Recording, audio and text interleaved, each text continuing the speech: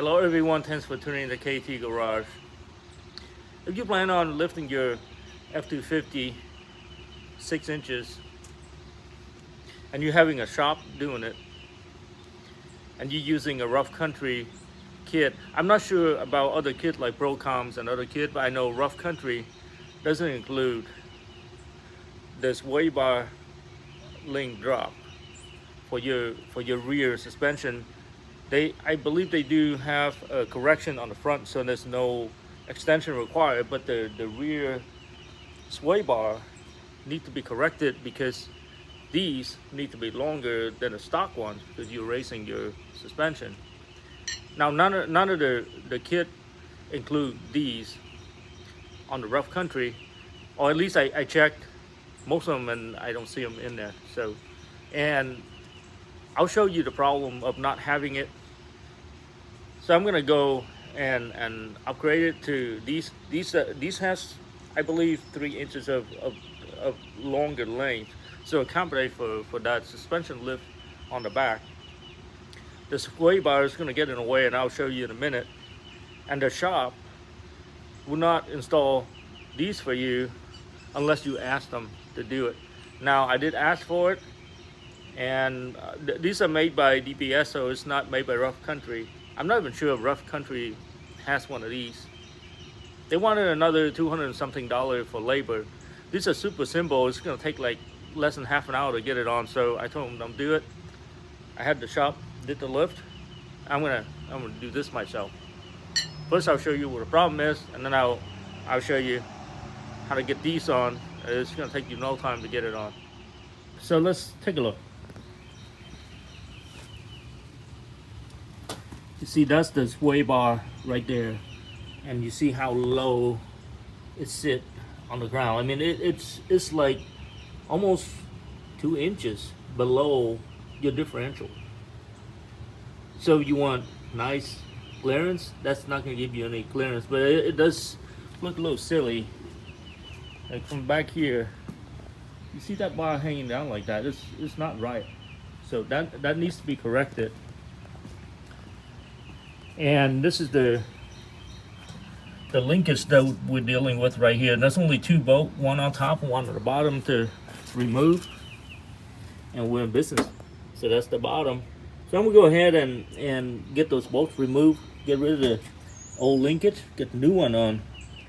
This will take 18 millimeter to break them loose.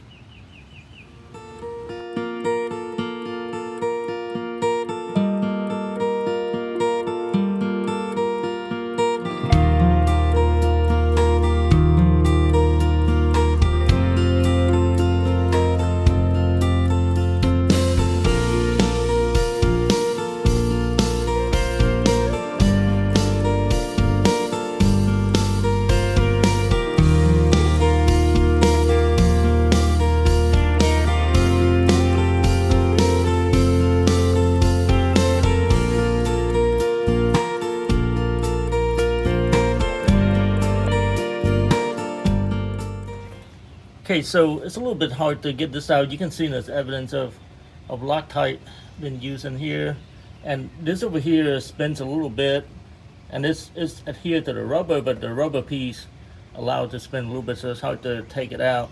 I was able to get this one out, but up here it's a little more challenged. So what I'm gonna do is I'll put a vice grip up here into this metal piece right here. That's the back of the boat, and then it's gonna get interfere with this as I rotate the nut. This is gonna try to come up, and then it'll bottom out here, so I'm able to get the nut out. All right, guys. So on this side, it's a little more complicated because there's this bracket in the way, so you really can't use a normal vice grip. I went in with a needle nose vice grip. You can see that I can just wedge it in there. So it's gonna stop the back from turning, so I can take this nut out.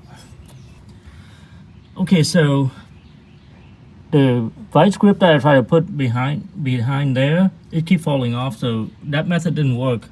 But I was able to get this out, and these are pretty tough. It's been Loctited. So what you need to do is find yourself with an extension, something like this, because this is not long enough for you to get the work done. So you slide through just so it clear your path, because you're gonna be hitting the axle, so you're gonna collapse it all the way in like that, and then as you turn past the axle, you can pull it out to like somewhere about there, and then now it allows you to swing all the way up like that. And you do need to swing quite a bit. You can't use the ratchet because the rubber inside is going to want to turn. It wants to turn about 45 degrees at least until it stops. And then when it comes to a stop, and then you can go ahead and keep doing the ratchet. I got it almost all the way out now, so it's a lot easier to work with. But when it's in there, I think it takes like almost 100 foot-pounds just to try to turn that bolt. It's not as easy as I thought, but I got it out. Okay, so here's the next challenge. I got the nut out, but I couldn't get the linkage out because it bottoms out on the inside because of the bracket. So I'm gonna have to remove this 2 bolt to kind of just tilt it a little bit to get that out. Okay, so I decided to take this bracket out completely instead of just leaving it on there and trying to get this piece out. So now I'm just about to get everything reassembled. You can see that I put this on a vise, and that's just a bolt back here. So use the vise to clamp it and then reassemble it. And I use the torque wrench like so, and then just torque it up to 40 foot-pound. Now this probably requires a little bit more. Well, I guess not. Okay, so it took me a few tries to get the 40 foot-pound because it's compressing the rubber. So make sure you just push it a few times. Make sure you get your full 40 foot-pounds on it. Now this comes with the bushing and the sleeve being separated. So all you need to do is just use the palm of your hand to push the bushing in. It comes right in. Just make sure you lubricate it real good with grease. And then the sleeves comes after. Just use, either a mallet or a hammer or something. Just tap it in. It'll come right in. Or you can just push it with your hand as well. So I'm at a stage where I'm going to start reassembling this back to the truck.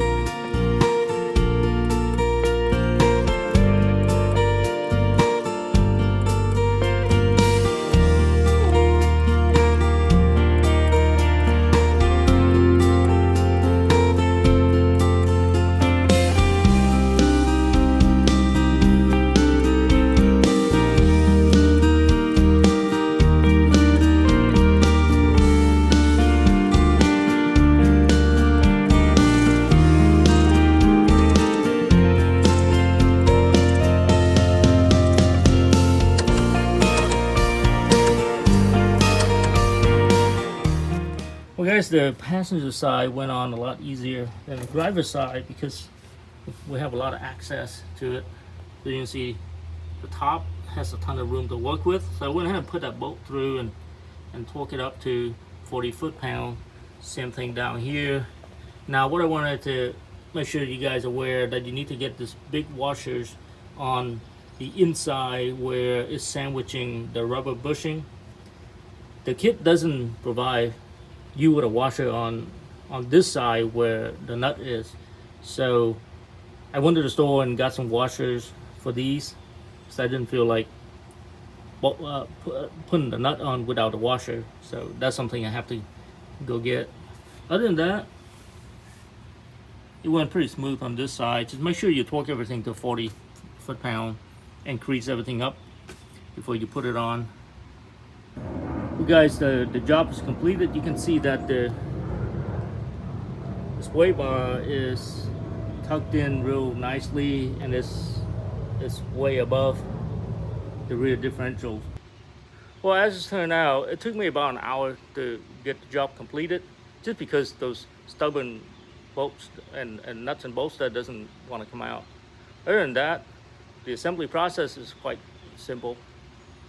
I thought it was a half an hour, but it turned out to be a little bit over an hour actually.